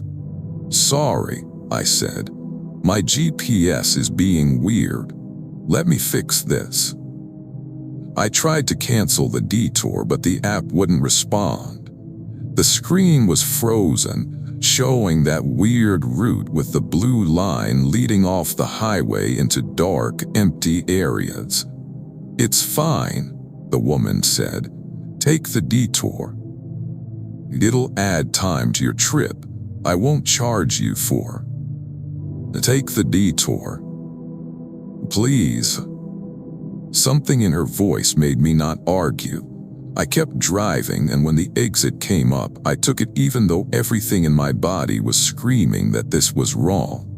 The county road was narrow and poorly lit, running through farmland and empty fields. No houses, no businesses, nothing. My headlights carved out a small bubble of visibility, and beyond that was just darkness. Can I ask where we're actually going? I said, trying to keep my voice casual.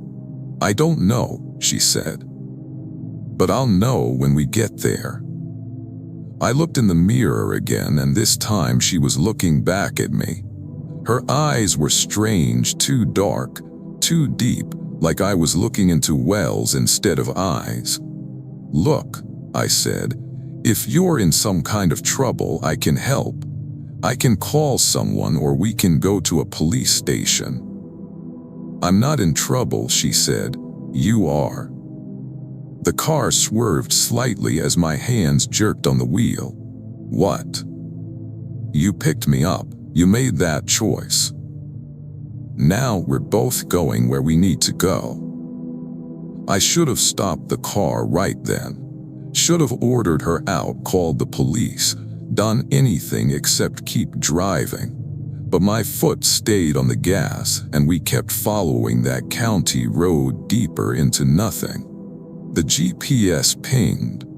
Arriving at destination in 1 mile. Destination, I said. We're in the middle of nowhere. There's no destination here. There is, the woman said. There's always been a destination. It's where I came from. It's where we both go back to. The road ahead brightened, and I saw lights. Not street lights or house lights, but that same kind of orange-yellow glow I'd seen in Angela's story, though I didn't know about that then. Multiple lights, dozens of them, arranged in a circle around a structure in the middle of an empty field. My car slowed without me touching the brake. The steering wheel turned on its own, pulling us toward the lights. I grabbed it, tried to correct, but it was like the car had made up its mind and I was just a passenger now. No, I said. No, I'm not going there. Get out. Get out. I was shouting, pulling at the wheel, stomping on the brake, but nothing worked. The car rolled slowly toward the circle of lights, and I could see the structure more clearly now. It was made of stone, ancient-looking, covered in symbols and carvings, and standing around it were figures, tall and thin and wrong, holding those lights, all facing our direction. I'm sorry, the woman said from the back seat. But you have to understand, we all have to go back eventually. I've been away for so long pretending to be human, living your life. But tonight I chose to return. And when you picked me up, you chose too. I twisted in my seat to look at her, and what I saw made my vision swim and my stomach drop. She was still sitting there, still wearing that coat, but her face was different. The features were sliding, melting, rearranging themselves into something that was never human, that had only been pretending. "Let me go," I whispered. "Please." "I can't. The circle is incomplete without you." The car stopped at the edge of the circle, and all those figures turned to face us. They had faces like the woman S was becoming, shifting, uncertain, like someone had tried to draw a human from memory and gotten the details wrong. The doors unlocked. The woman got out first, and as she did, her body stretched and changed, becoming taller, thinner, more like the figures waiting in the circle. She joined them, took her place, and they all stood there watching my car, watching me. I tried the door handle. It wouldn't open. Child locks again, trapping me inside. I tried the windows, nothing.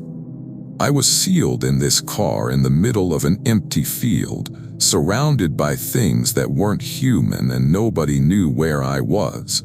Then my phone rang. I grabbed it desperately, saw unknown number on the screen, answered anyway.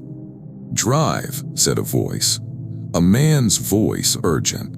"Don't think, don't look at them, just drive, trust me." "I can't," I sobbed. "The car won't." "It will. Put your foot on the gas and drive, now." I did it. Stomped on the gas pedal, and impossibly the car lurched forward. I plowed through the circle of figures, and they scattered like leaves, their lights falling and shattering on the ground. The steering wheel responded to my grip again, and I spun it hard, aiming back toward the county road. In my rearview mirror, I saw them reform, saw them start moving toward me with that same gliding motion. But I was faster. I hit the county road doing 60, and I kept accelerating until the speedometer said 85. Way too fast for that narrow road, but I didn't care. "Keep driving," the voice on the phone said. "Don't stop until you reach the highway." "They can't follow you past the highway." "Who are you?" I gasped. "Someone who got away once, just like you're getting away now. Drive." I drove, and behind me the lights got smaller and smaller until they disappeared. When I hit the highway, the voice said, "You're safe now," and the call disconnected. I pulled over at the first gas station I found, stumbled inside on shaking legs, and locked myself in the bathroom. I stayed there until sunrise, sitting on the floor, trying to process what had happened. My car was in the parking lot when I came out, exactly where I'd left it. The GPS showed no record of that detour, no record of that county road. According to my Uber app, I'd completed the trip to Salt Lake City normally, and I'd been paid. There was even a 5-star review from the passenger. "Great driver, perfect ride. Hope to see you again someday." I quit Uber that morning, never drove for them again. But sometimes, late at night, I get a ping on my phone even though I deleted the app. A pickup request from an address in Tuel, same street, same house number. I never answer it. I never will. Story 11. I was driving home from my girlfriend's place in Cedar City, taking Highway 14 over Cedar Mountain because the interstate was doing construction, and I didn't want to deal with delays. It was a Thursday night in April, maybe 10:30. and the mountain pass was empty and dark. The road winds through forest and meadows, climbing to over 10,000 feet before dropping back down toward Long Valley. I'd driven this route before, always during daytime, and it was beautiful. Aspens and pine trees and these amazing views across the valley. At night, though, it felt different. Claustrophobic. My headlights showed just a narrow slice of road and forest pressing in from both sides, and the turns were sharper than I remembered. I was about halfway across, somewhere near the summit, when I saw the hitchhiker. He was standing on the shoulder with his thumb out, wearing jeans and a flannel shirt.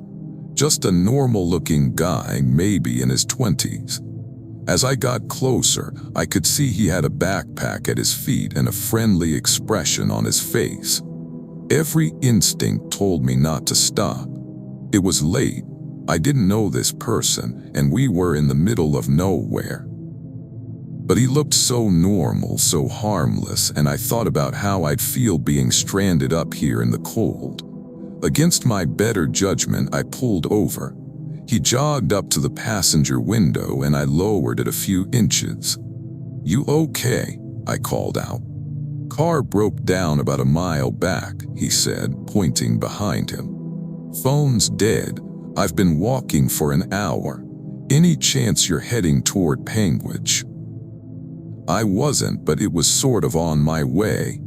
"I can give you a ride to the junction," I offered. "You can probably get cell service there." "That'd be amazing." "Thank you so much." He opened the door, threw his backpack in first, and climbed in. As he settled into the seat, I caught a whiff of something strange. Not body odor exactly, but something earthy and rotten, like wet leaves left in a pile too long. "I'm Derek," he said, buckling his seatbelt. "Tom," I said, and pulled back onto the highway. We drove in silence for maybe 2 minutes, and then he said, "You ever drive this road before?"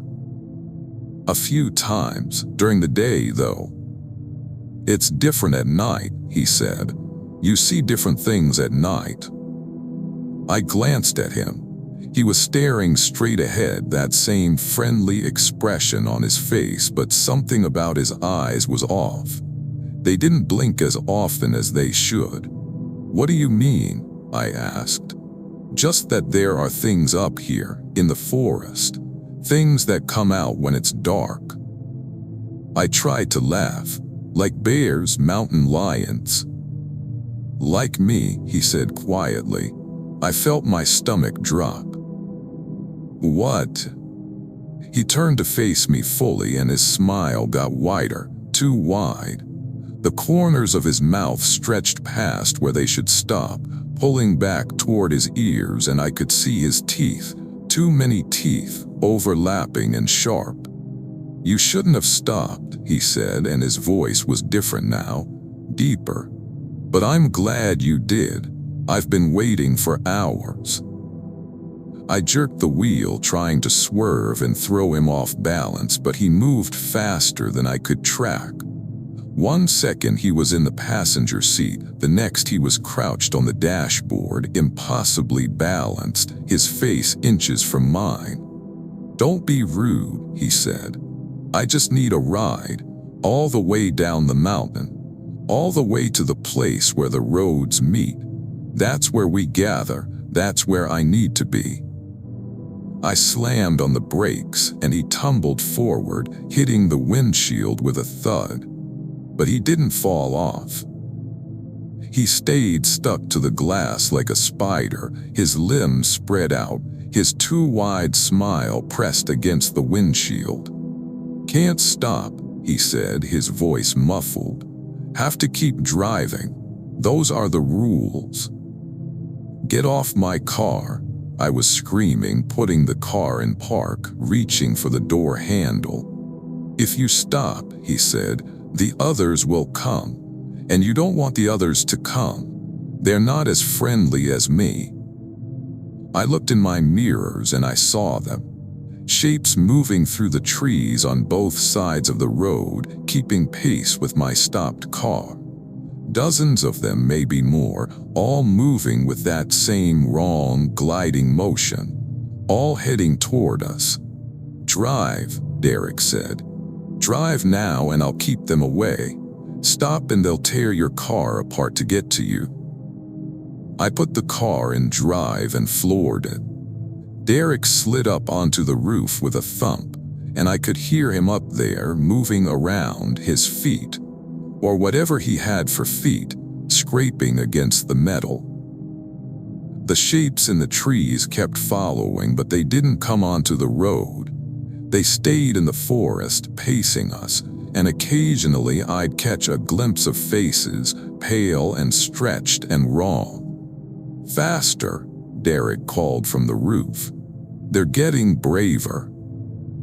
I was doing 70 on a road meant for 45, taking curves that should have sent me over the edge, but I didn't slow down. The shapes were getting closer, some of them reaching the road's edge, and I could hear sounds now, clicking and chittering and something that might have been laughter. "Almost there," Derek said. "Almost to the junction." The road leveled out, starting its descent, and I saw lights ahead. The junction where Highway 14 meets Highway 89. Gas station, couple of buildings, blessed civilization. As soon as my headlights hit the parking lot of the gas station, the sound stopped. I looked in my mirrors and the forest behind me was empty. No shapes, no movement, nothing. Derek dropped down from the roof, landing in front of my car, visible in my headlights. He picked up a backpack that shouldn't have been there. It had been in my passenger seat, and slung it over his shoulder. He walked up to my driver's side window and I didn't roll it down, just stared at him through the glass. "Thanks for the ride," he said, voice back to normal. "You made a good choice. If you'd stopped, they would have had you, but you kept going. That was smart." "What are you?" I whispered. "Just a hitchhiker," he said with that too wide smile. "Just someone trying to get where they need to go. We all have destinations, Tom. Some of them are just stranger than others." He turned and walked away, heading not toward the gas station but toward the dark stretch of Highway 89 heading south. Within seconds he was gone, swallowed by the night. I sat in my car for 20 minutes before I could move.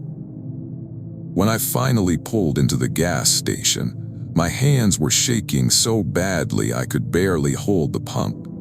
The attendant came out, took one look at my car, and his face went white. "What happened to your roof?" he asked. I looked. The roof of my car was covered in scratches and dents, like something with claws had been pacing back and forth on it. And there were handprints, if you could call them that, burned into the metal. 5-fingered, but the fingers were too long, too thin, joints in the wrong places. "I don't know," I said, which was almost true. He told me to be careful, that strange things happened on Highway 14 at night. People saw things, picked up hitchhikers who weren't quite right. Most people made it through okay, he said, but some didn't. "There's no hitchhiker posts up there," he said. "It's illegal to hitchhike on that highway, has been for 30 years. Anyone standing up there, thumbing a ride, isn't looking to get to town." I drove home at 20 miles an hour, taking the long way, sticking to main roads and lit areas. When I got there, I sat in my driveway for an hour before going inside. I never drove Highway 14 at night again. During the day, in full sunlight, I'd take it sometimes. But I always watched the shoulders, always looked for figures standing by the road. And I never, ever stopped for hitchhikers. Because Derek was right about one thing: there are different things out at night. And some of them are very good at looking human. until they smile. Thanks for watching. If you enjoyed these stories, hit that like button and subscribe for more. Let me know in the comments which story unsettled you most, and share this with your friends who love a good scare. Until next time, stay safe out there, and be careful who you pick up on those lonely Utah roads.